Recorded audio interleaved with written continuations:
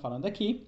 E nessa aula de hoje a gente vai dar sequência ao período aí que se seguiu ao pós Segunda Guerra Mundial. Então nós falamos dos dois primeiros presidentes, né, dessa redemocratização, que foi o Eurico Gaspar Dutra, e falamos também do último governo, o governo democrático de Getúlio Vargas. Agora a gente vai dar sequência nos presidentes do Brasil até o golpe militar de 1964.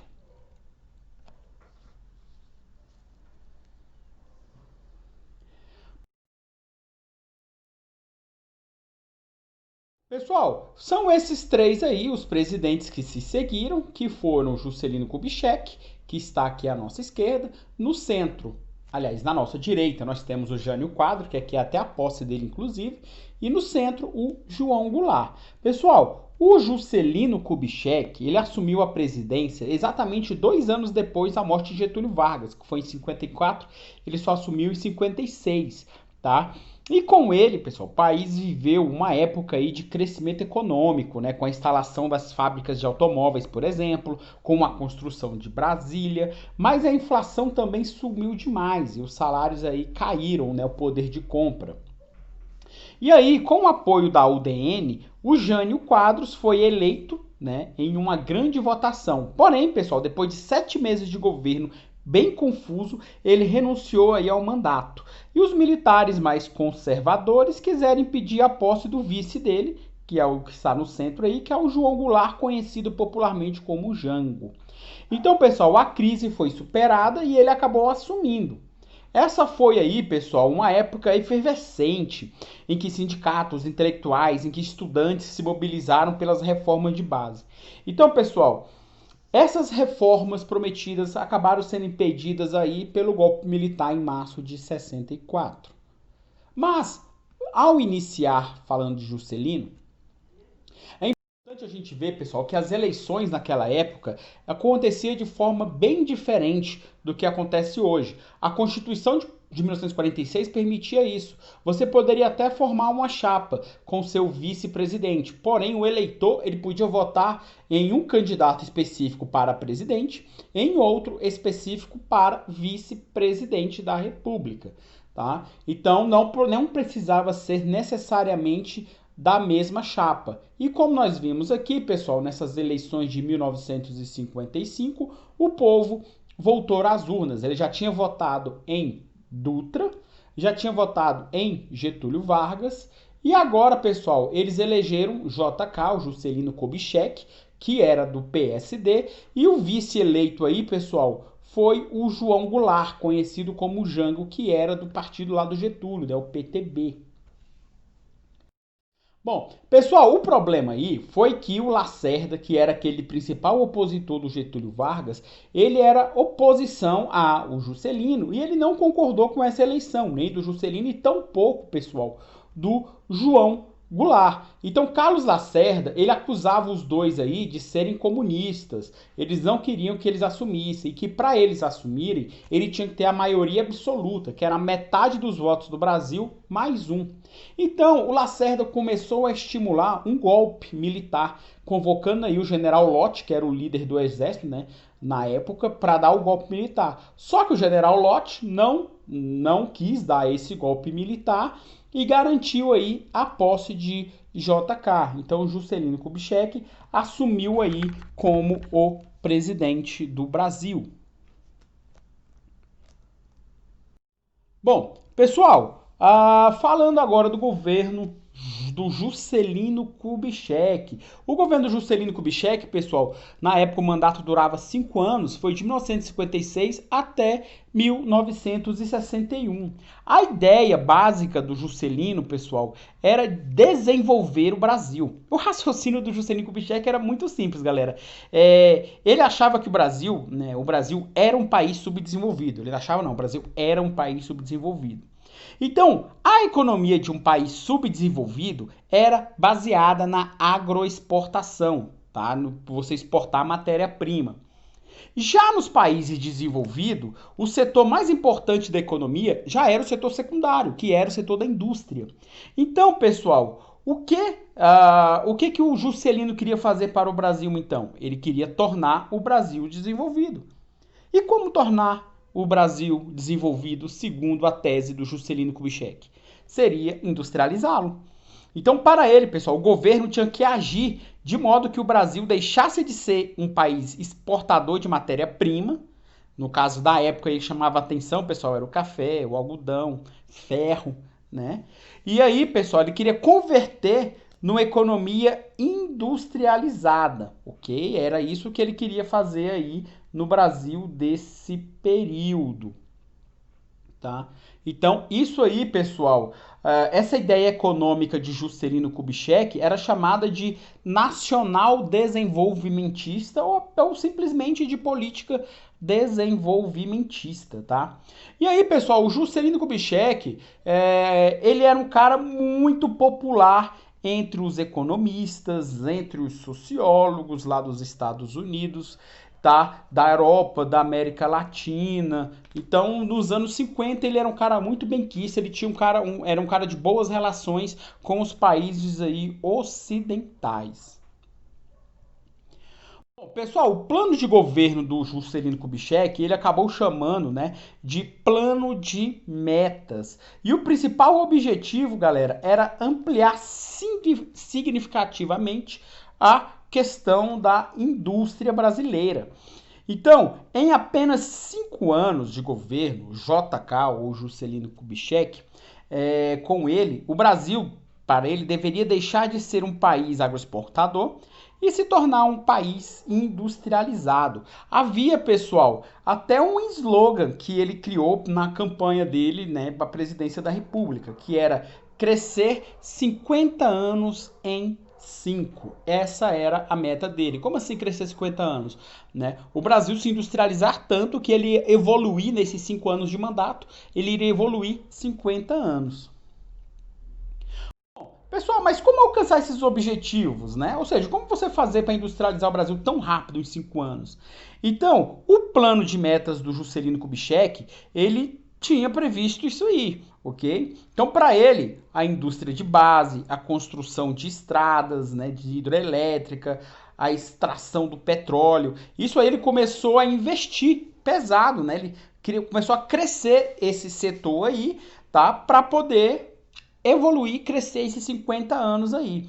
Então a indústria do brasileira, pessoal, ele continuava investindo aí nos setores tradicionais, né, que eram os setores primários, que era aquele de tecido, móveis, alimentos, isso aí ele não parou, tá? Então assim, ele investiu ainda mais também nos outros setores. E aí, pessoal, aparecia a grande novidade no governo do JK.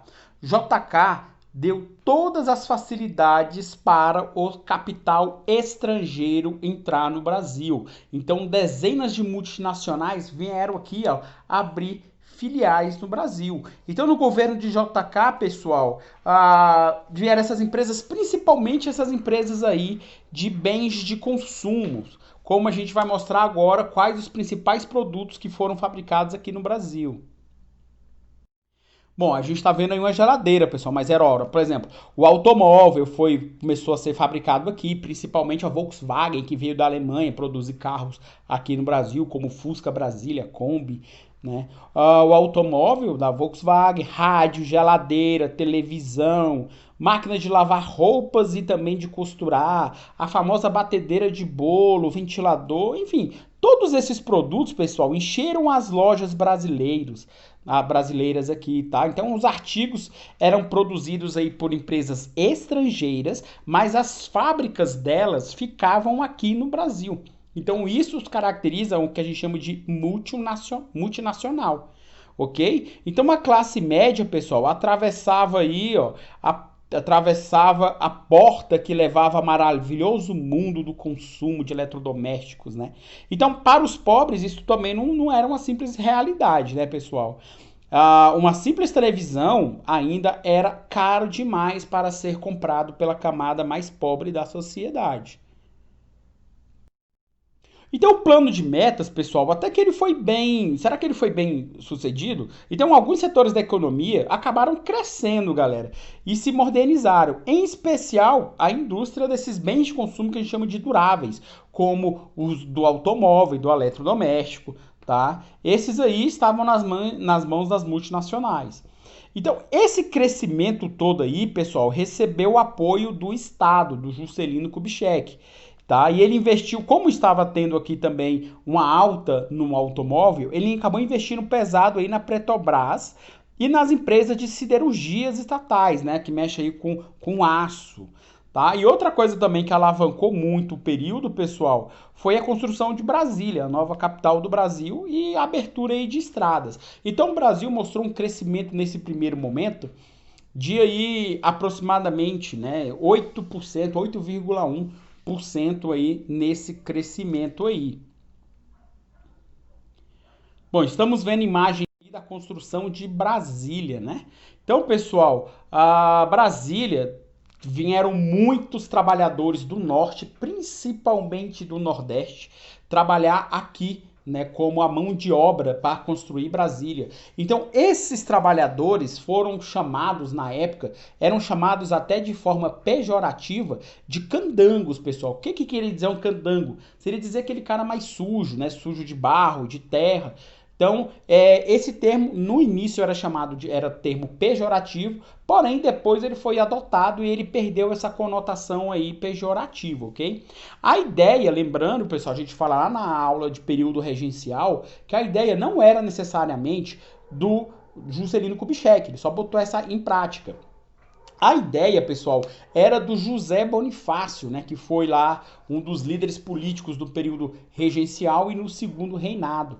Então, qual era a intenção de se trazer a capital para o centro-oeste, galera? Muita gente fala que é questão de guerra, porque no litoral fica mais fragilizado. Pessoal, isso não tem nada a ver. A capital veio para o Brasil, era um anseio daquela sociedade daquela época, até porque guerra não era problema para eles, porque eles já entraram em guerras. Ali nós tínhamos o exemplo da Guerra da Cisplatina, a Guerra do Paraguai. Então eles participavam de guerra, não tinha esse receio todo. A questão era o desenvolvimento do país.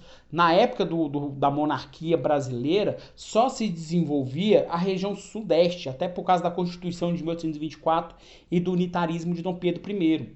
Então a ideia de trazer para o centro era fazer com que todas as regiões pudessem se desenvolver de uma maneira igual, né? Igualitária aí. Tá? Então a intenção aí era o desenvolvimento econômico do país. Tá? E pessoal, aí nós estamos falando aí de Brasília, né? E como foi que o Juscelino Kubitschek arrumou dinheiro para bancar todas essas obras, essas empresas estatais, financiar a construção de Brasília? Essa é a grande questão, pessoal. Ele conseguiu fazer isso de duas maneiras. Uma delas foi pegando dinheiro emprestado com banqueiros estrangeiros, tá? E aí, né, a dívida externa brasileira dobrou de tamanho. Outra forma, pessoal, foi mandando imprimir papel moeda, né, a nota, né, o dinheiro, né, aquelas notas que circulam, né. Então, pessoal, aí você emitindo papel moeda, quando a gente fala também lá do início da República do Encilhamento, tem um probleminha aí. Disso, pessoal, emitir papel moeda, o governo acaba desvalorizando a moeda, provocando aí uma alta grandíssima aí na inflação, né, que é a desvalorização. Este aí é né, o nome do fantasma horroroso, mas porém bem real quando você faz esse tipo de prática. E isso começou a apavorar os brasileiros no fim do governo JK, essa alta aí da inflação.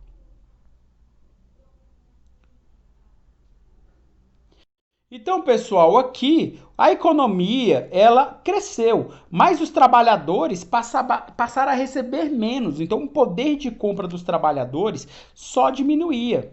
E aí, no final do governo do Juscelino Kubitschek, o valor do salário mínimo representava só 3/4 do que ele valia lá no início do governo do JK, né, o poder de compra, tá? E por que esse poder de compra diminuiu? Porque a inflação estava muito alta, tá? E aí, pessoal, toda semana tinha um aumento aí nos preços, porém, os salários não aumentavam, passavam meses e meses e meses aí congelada.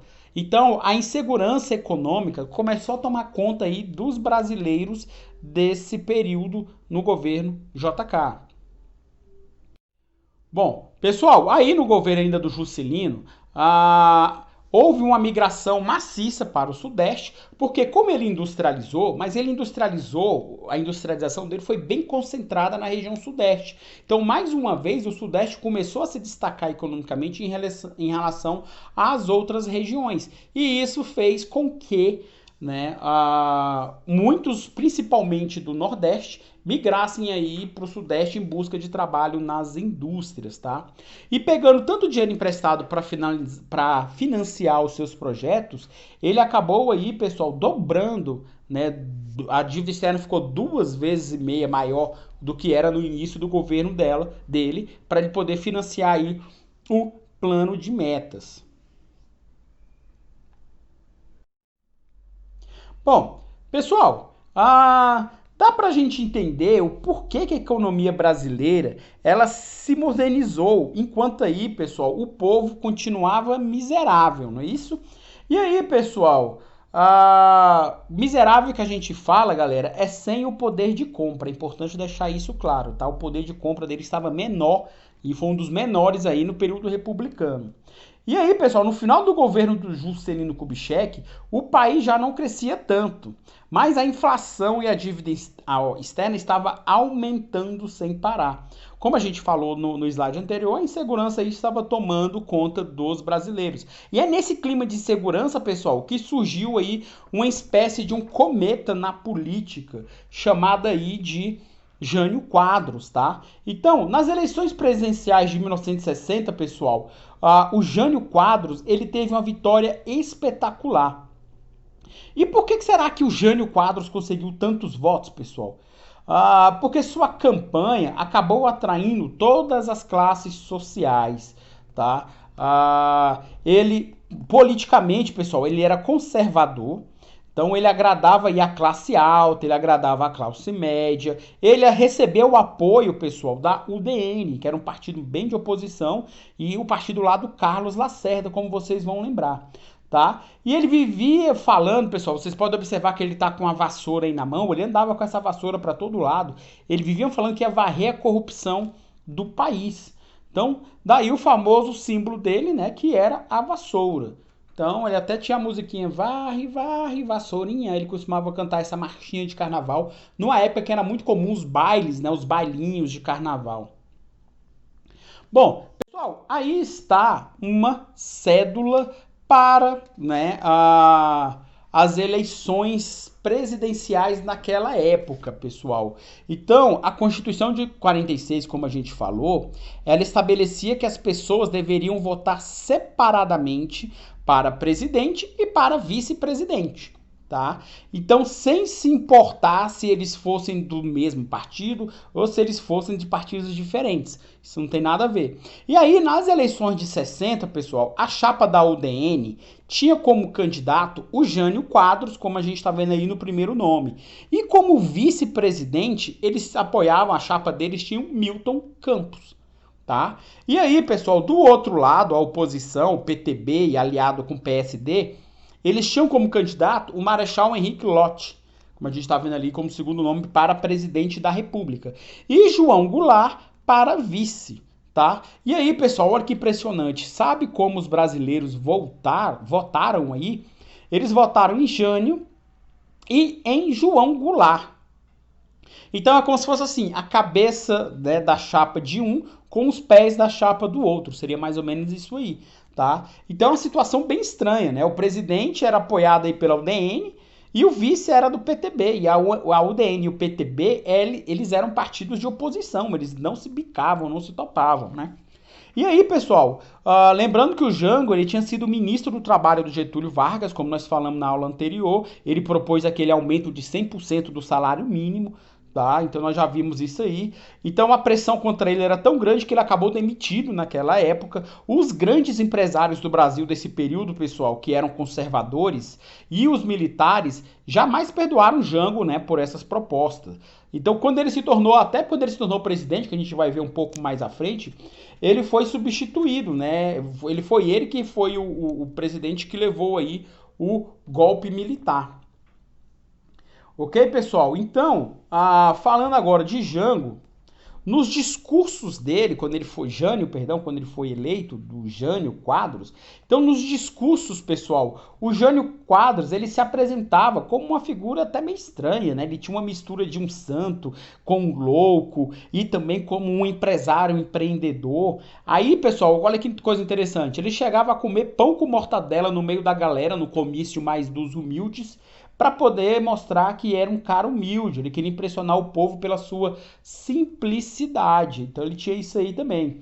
Então, pessoal, embora ele tivesse se aliado ao UDN, ele não pertencia a nenhum grande partido político, ok? Então, assim, ele sabia se aproveitar do gosto que o brasileiro tinha e às vezes até hoje se manifesta, pessoal, em acreditar em políticos que parece que não tem nada de político, que não dá a impressão de estar ligado a nenhum esquema de corrupção, a nenhum grupo. Então ele se aproveitou muito desse momento aí. Então muitas pessoas acabaram votando no Jânio, acreditando que ele mudaria profundamente o Brasil. Por isso que ele ganhou. Mas não foi bem isso que aconteceu e a gente vai ver agora, né, com esse governo dele aí. E como a gente já falou, pessoal, quem foi eleito vice foi o João Goulart, que era do PTB. Bom, aí está, pessoal, o Jânio Quadro com a sua vassoura, né, para variar. Então, pessoal, o Jânio Quadro, ele governou de 61, só que ele governou, ó, de janeiro a agosto de 61, não chegou a ficar nem um ano, ele ficou aí 7 meses no poder, tá?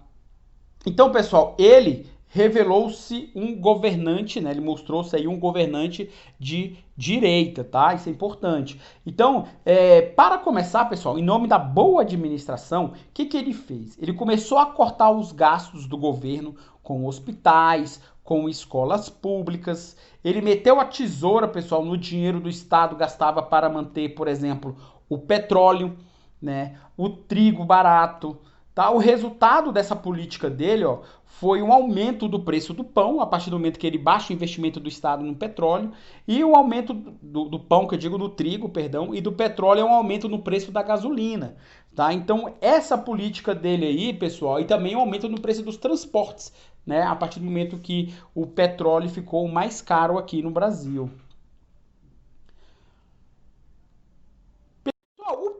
Os partidos de esquerda no Brasil sempre rejeitaram o Jânio, tá? Eles nunca ficaram do lado do Jânio Quadros. O problema é que ele também não tinha habilidade, ele irritava os partidos de esquerda, mas ele irritava também os partidos de direita, que eram os que sustentavam ele. Então, por exemplo, ele resolveu adotar, pessoal, uma política internacional, uma política externa independente para o Brasil. Lembrando que a gente está falando aqui no contexto de Guerra Fria, tá, pessoal? 1961. Então, teve aquela questão dos países considerados não alinhados, que fizeram a Conferência de Bandung, que nós estudamos aí nas independências africanas, não é isso? Então, o que acontece, pessoal? O Jânio, então ele não queria se submeter a nenhum bloco na Guerra Fria, que ele chamava isso de política externa independente. Então ele queria se apresentar, pessoal, como um grande líder dos países de terceiro mundo, tá? Aqueles países que não se submetiam a nenhum bloco de poder. Então, por isso, pessoal, ele acabou, ó, reatando as relações diplomáticas tanto com a União Soviética quanto com a China socialista, né? O que deixou muitos aí surpresos com essa postura. Ele foi contra também, pessoal, a invasão, né, dos Estados Unidos, né, que invadiram Cuba lá no ano de 59, né, na Revolução Cubana. Bom, pessoal, ele também, e nós estamos falando do Ernesto Che Guevara. É claro, pessoal, que o Brasil Ele também, pessoal, ele foi a favor dos países africanos que estavam se tornando independentes do Portugal, que nós falamos lá também na aula de independência africana. Mas aí, pessoal, o Brasil, ele não estava se alinhando ao bloco socialista. É importante deixar isso aí claro. O que, que ele estava querendo, pessoal? Ele estava querendo mostrar uma certa independência internacional.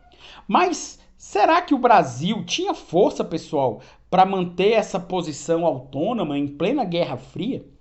Né? A situação se complicou bastante, pessoal, com essa imagem aí, ó. O Jânio surpreendeu o mundo condecorando, né, com uma medalha, a medalha do Cruzeiro do Sul, nada mais nada menos que Che Guevara, que era o guerrilheiro lá argentino que foi herói da Revolução Cubana, que nós fizemos até uma aula sobre a Revolução Cubana aqui no nosso canal. Então, pessoal, ele começou a surpreender o mundo aí com essa postura.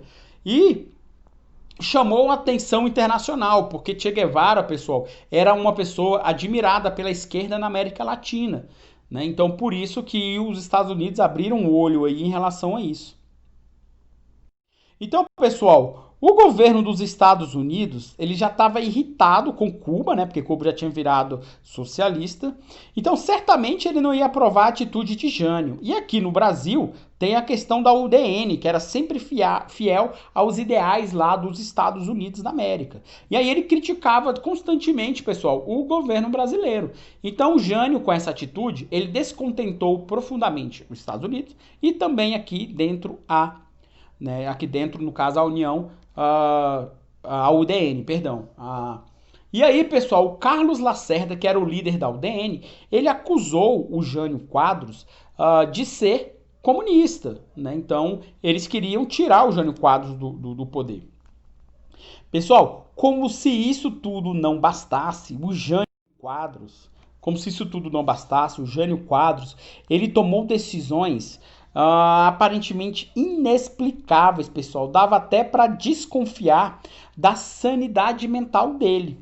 Como, por exemplo, pessoal, com tanto problema que ele tinha para resolver, o presidente da República ele achou importantíssimo lá perder o tempo dele, proibindo na época as brigas de galo que nós estamos vendo aí na imagem. Ele proibiu também, pessoal, corrida de cavalo no meio de semana, porque ele não podia frequentar. No caso, como o presidente já estava em Brasília, ele não podia frequentar o Jockey Club durante a semana. E ali, pessoal, ele proibiu também o uso de biquínis. As mulheres não podiam usar os biquínis. Lembrando que os biquínis, pessoal, não era algo tão pequeno assim. No caso, eles eram chamados até em muitos lugares de maior de 2 peças. Então ele proibiu, porque ele achava uma imoralidade as mulheres usarem biquíni. E também, pessoal, nos bailinhos ficou proibido o uso de lança-perfume, que era algo usado aí pela juventude da época. Então a UDN, pessoal, não aguentou e acabou rompendo relações com o Jânio Quadros, tá? E aí Lacerda, pessoal, ele deu até uma entrevista na televisão na época, acusando o Jânio Quadros de estar armando um golpe de Estado no Brasil para poder tomar o poder como ditador. Então a figura de Jânio Quadros estava bastante desgastada aí. Foi quando, pessoal, de repente, pegando todo mundo de surpresa, Jânio Quadros renunciou à presidência, com apenas, pessoal, 7 meses de governo. Então, com 7 meses de governo, ele larga presidente do Brasil. Do mesmo modo, como se ele estivesse jogando fora um sanduíche de mortadela, um pão com mortadela. Só que o Brasil não era, pessoal, um pão com mortadela, né? Então, por que será que ele fez isso?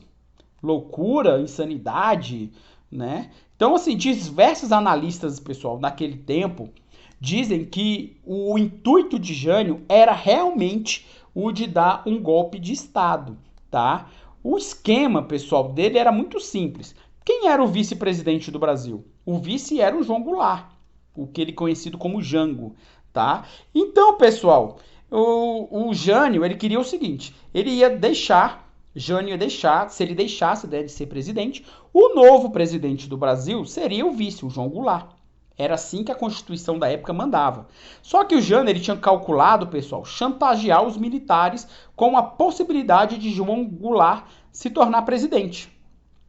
Por quê, pessoal? Porque os militares não queriam o Jango no poder. Então, é como se ele anunciasse assim, militares, vocês querem que eu renuncie e o Jango se torne presidente?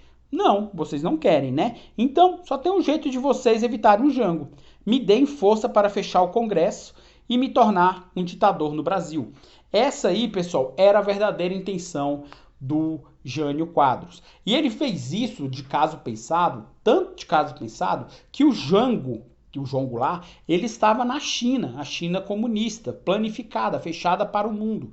Então eles estavam lá na China, e aí ele renunciou e o vice não estava no Brasil. Só que para azar dele, pessoal, no momento, como a gente falou, nesse momento como o Jango estava fora, para azar dele, o Congresso acabou aceitando aí o pedido dele. Bom, pessoal, vendo aí o seu fracasso, ele achou que a multidão fosse à rua, pedir para ele ficar. Não, Jane, não vai não, queremos você aí. Só que isso não aconteceu. A gente falou que a população já estava duvidando da sanidade mental dele, né? E aí, pessoal, quando ele percebeu o fracasso desse golpe, ele foi embora do Brasil, pegou suas coisas e foi para Londres, viver lá, tá? E aí, pessoal, como a gente falou, o Jango não estava no Brasil, o vice-presidente estava na China. Então, pessoal, começou uma série de conspiração aqui no Brasil sobre quem vai governar. O Jango, que era aquele cara com tendências de esquerda, como alegavam, por querer dar o aumento de 100% do salário mínimo. Então, gerou toda essa repercussão aqui no Brasil. Foi quando, pessoal, o então governador do Rio Grande do Sul, Leonel Brizola, que era do PTB, tá? Do mesmo partido aí do João Goulart, levantou-se em defesa da Constituição do Brasil, tá? Porque, como a gente falou, a UDN, os chefes militares, empresários estrangeiros eram contra a posse do Jango, ok? E aí, pessoal, porque acusavam o Jango aí de ligação com o comunismo internacional. Então, pessoal, foi quando o Brizola aí, como a gente falou, que era do PDT, criou a Rede pela Legalidade, também conhecida, pessoal, como a campanha da legalidade, tá? O intuito aqui, pessoal, era, né, fazer com que o vice-presidente do Brasil, que era o Jango, assumisse o poder.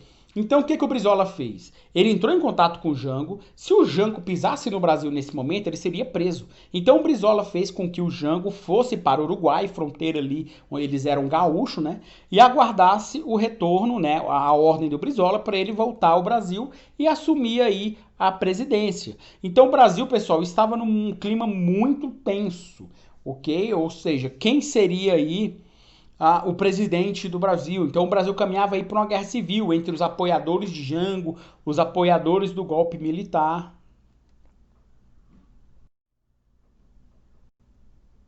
E aí, pessoal, foi quando eles fizeram a situação estava esquentando no sentido aí de guerra civil, né?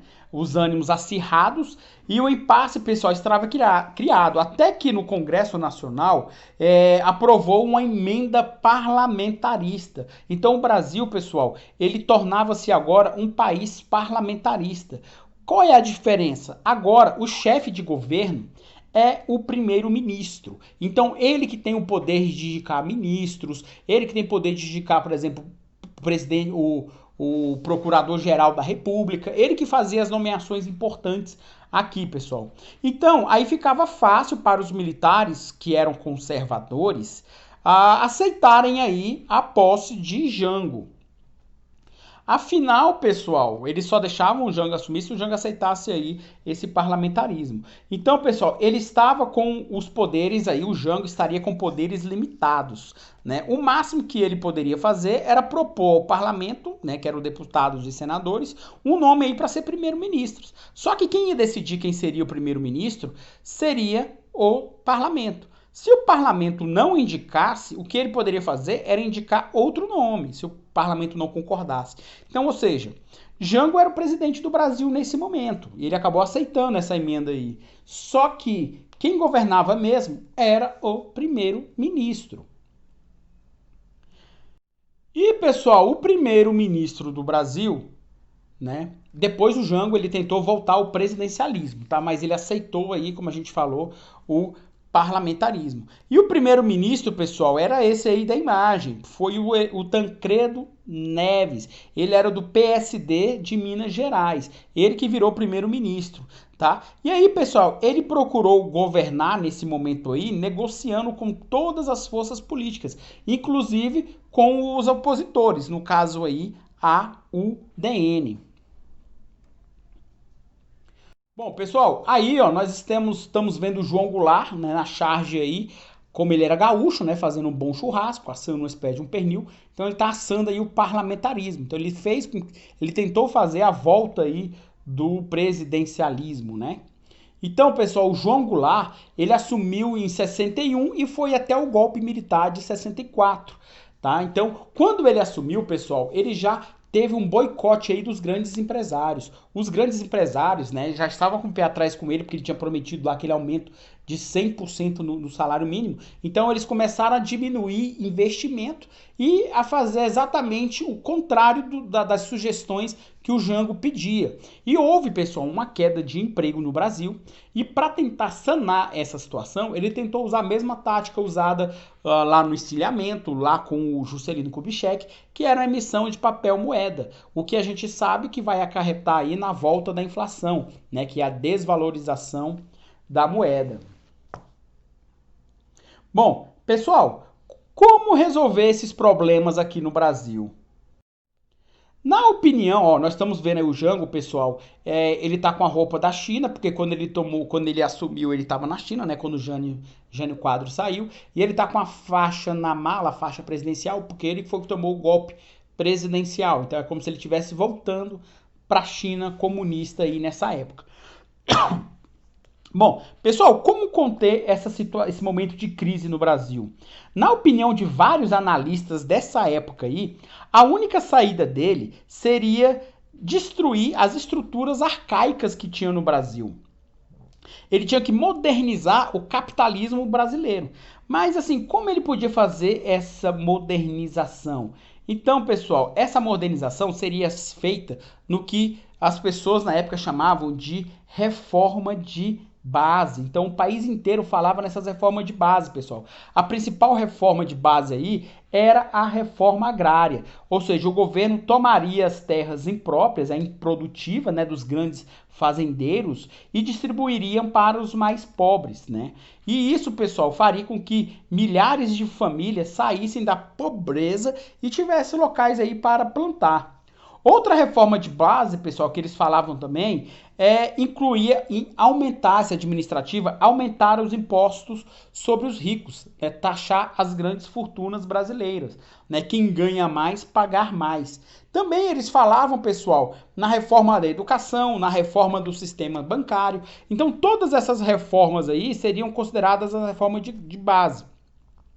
Então, pessoal, havia proposta também de obrigar as empresas multinacionais que Juscelino trouxe aqui para o Brasil a investir a maior parte dos lucros delas aqui no Brasil, ao invés de só levar essa parte do lucro para fora.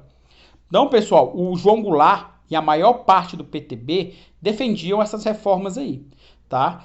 E olha só, pessoal, ele defendia essa reforma, mas ele era, nessa época, um dos maiores fazendeiros do país. Isso é muito importante, tá? E mesmo assim ele defendia a reforma agrária, tá? Então, para ele acreditava que a reforma agrária era um ótimo recurso para evitar uma revolução socialista aqui no Brasil.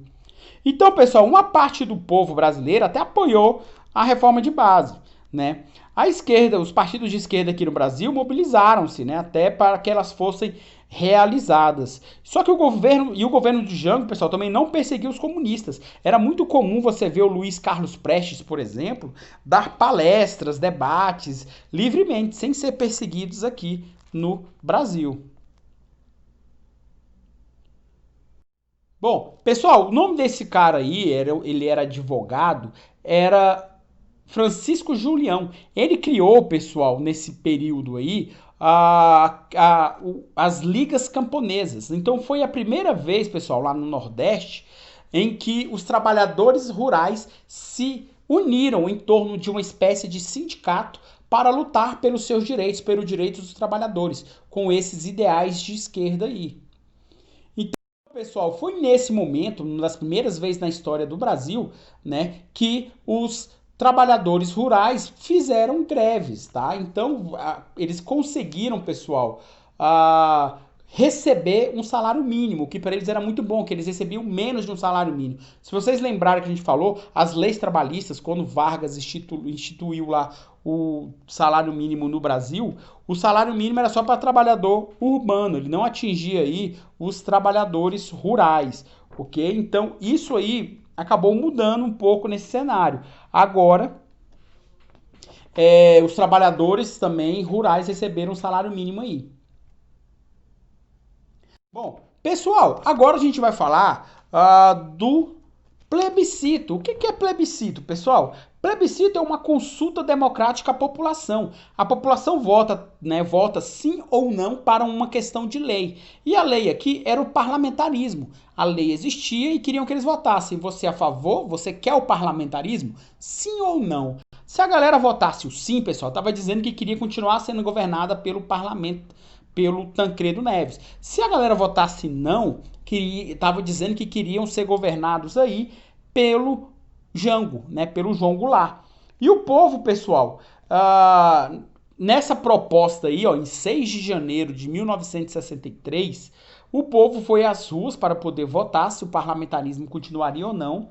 E a maioria esmagadora da população, galera, votou, né, não para a proposta, ou seja, 80% da população brasileira votou não para o parlamentarismo. Eles queriam que o presidente tivesse poderes, tá? Então eles queriam aí o poder para o João Goulart. E o poder, pessoal, deveria voltar agora, nesse momento aí, para o João Goulart.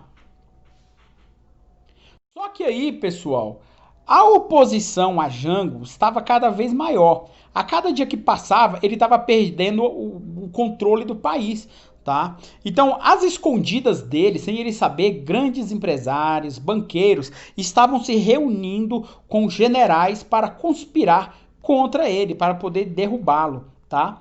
Então foi quando ele resolveu, pessoal, dar sua última cartada política. Ele convocou, pessoal, um gigantesco comício aí na Central do Brasil, né? O comício lá na Central do Brasil, no centro do Rio de Janeiro, ó, no dia 13 de março de 1964, né?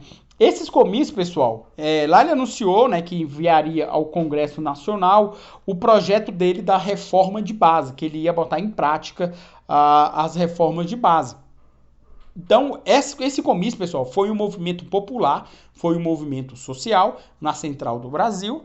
E aí, pessoal, ali ele anunciou também que todas as refinarias de petróleo, inclusive as americanas Esso, Texaco e Shell, seriam nacionalizadas, iriam pertencer ao Brasil. E aí, pessoal, no mesmo comício, tá?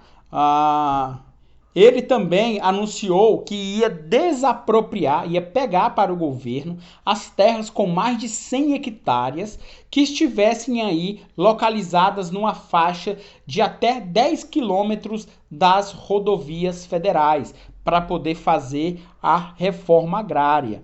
Ok, pessoal? E aí ele começou a enfrentar uma forte oposição do Carlos Lacerda, que nessa época ele não era mais apenas ele não era apenas o líder da UDN, já era governador da Guanabara, que fica no Rio de Janeiro. Tá? Então, pessoal, no dia 31 de março, por exemplo, de 1964, o governador da Guanabara, que era o Carlos Lacerda, rebelou-se contra o governo federal e ele conseguiu o apoio de banqueiro, do governador de Minas Gerais, chamava-se Magalhães Pinto, e dos empresários e do governador paulista, que era o Adhemar Barros.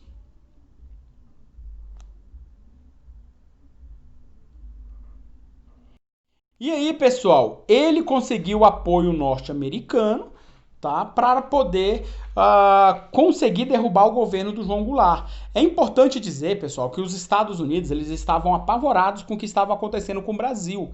Então, eles sabiam, né, que a juventude latino-americana estava entusiasmada lá com o sucesso da Revolução Cubana, com Che Guevara. E para os Estados Unidos isso não podia acontecer. Os Estados Unidos não podia perder o Brasil aqui na América. principalmente na América do Sul. E por que o Brasil, pessoal, era tão importante para os Estados Unidos? Pessoal, isso é uma questão de geografia apenas.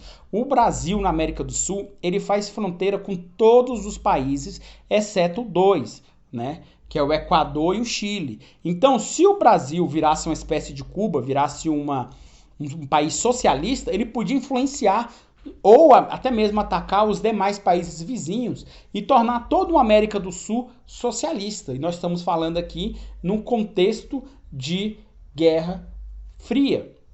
Então a esperança dos norte-americanos eram realmente aí os militares.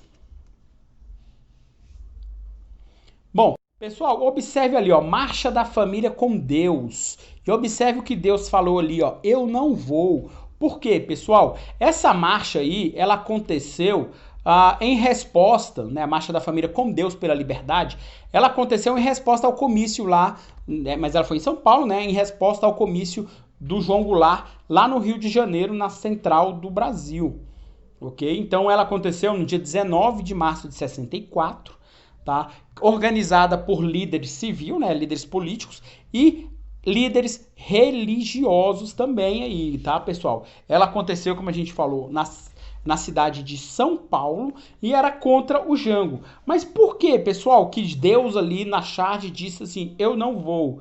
Porque, pessoal, esse grupo que fez esse movimento, essa marcha da família com Deus pela liberdade, era um grupo extremamente radical, radicais religiosas, os radicais de classe média alta, eles eram a favor da ditadura militar aqui no Brasil, da intervenção americana através dos militares. Eles queriam, pessoal, expulsar todos os opositores do Brasil, né? O Brasil ame ou deixe, né? Ou então prender o pessoal de esquerda, o pessoal que não era da religião cristã, tá? E aí, pessoal, por ser bem radical e por não respeitar as diferenças, né, diferenças de gêneros, diferenças raciais, né, diferenças qualquer aí, acabou com essa charge aí, Deus dizendo que não vai, ok? Então, por isso, da charge.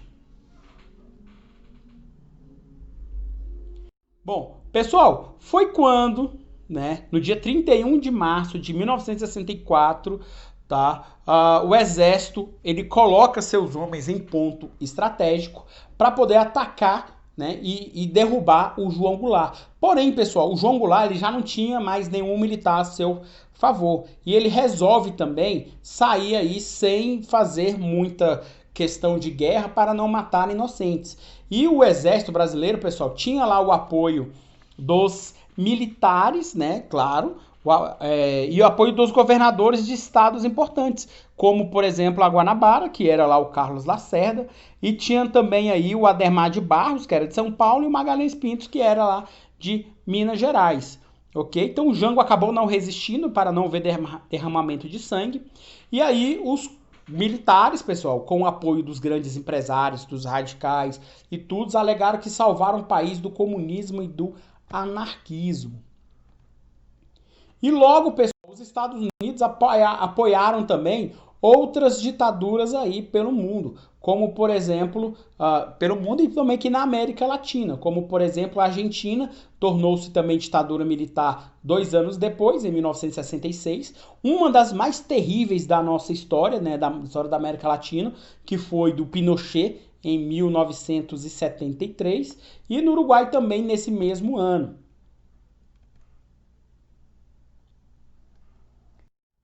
Bom, galera, aí nós temos uma alusão à vassourinha do Jânio Quadros. Então, pessoal, a nossa aula de hoje vai ficando por aí. Então, só lembrando agora, pessoal, que vai iniciar, e a gente vai falar na nossa próxima aula sobre ditadura militar, um dos períodos mais tenebrosos da história do Brasil, ok? Mas aí vamos aguardar as cenas para o próximo capítulo. Se vocês gostaram, pessoal, não esqueça de dar o like, né, e de se inscreverem no canal. Um forte abraço a todos e até a próxima aula.